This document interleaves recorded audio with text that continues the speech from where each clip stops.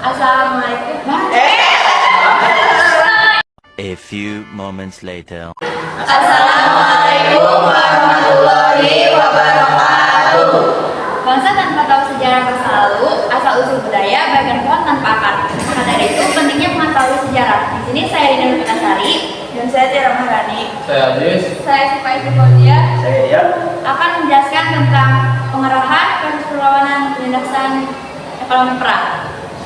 Ekonomi perang adalah kegiatan ekonomi yang dilakukan untuk mendukung upaya perang, termasuk karakteristik 1.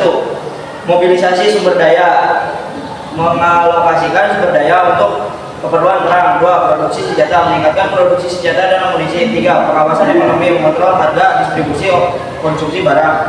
4. Pembiayaan perang, mencari sumber pendanaan dan membiayai perang. 5. Rasionalisasi, mengatur distribusi barang dan jasa dampak ekonomi.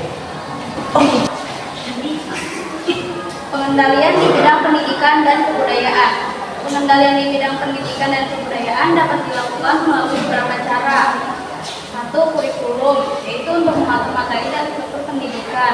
2. Standar nasional pendidikan, untuk menentukan standar kompetisi dan kualitas pendidikan. Yang ketiga, akreditasi, untuk mengevaluasi kualitas sekolah dan perguruan tinggi. Yang keempat, pengawasan, untuk memantau proses belajar mengajar. Yang kelima, evaluasi, untuk menilai hasil belajar siswa. Pengendalian kebudayaan.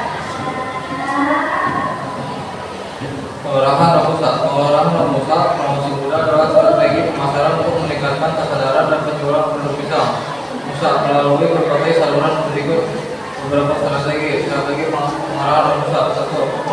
Promosi online, media sosial, iklan Google Ads.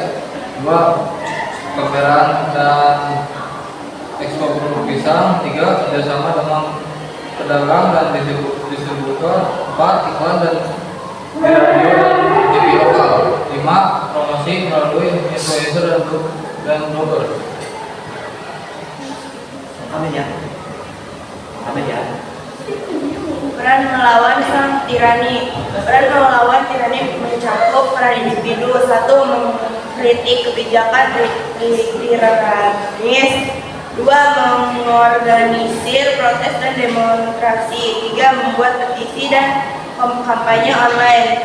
4. Mendukung korban tirani. 5.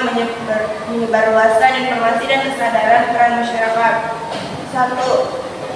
Menggalang dukungan dan solidaritas. 2. Membentuk gerakan sosial dan politik. 3. Mengadvokasikan asasi manusia. 4. Mendorong perubahan kebijakan. 5. Membangun jaringan dan koalisi. Peran pemerintah. 1. Menghormati hak asasi manusia. 2. Mengatur kebijakan anti tirani.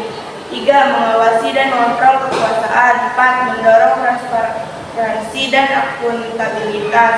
5. Melindungi korban tirani. Kesimpulan dari apa yang teman-teman saya jelaskan yaitu organisasi pergerakan di zaman kedudukan Jepang berdiri karena perkasa Jepang. Ada organisasi yang kooperatif tetapi ada gerakan bawah tanah. Organisasi yang bersifat sosial kemasyarakatan misalnya gerakan 3A Putra dan Jawa Mekaki. Organisasi bersifat militer. Sekian dari kelompok kami. Mohon maaf Bila ada kesalahan. Wassalamualaikum warahmatullahi wabarakatuh.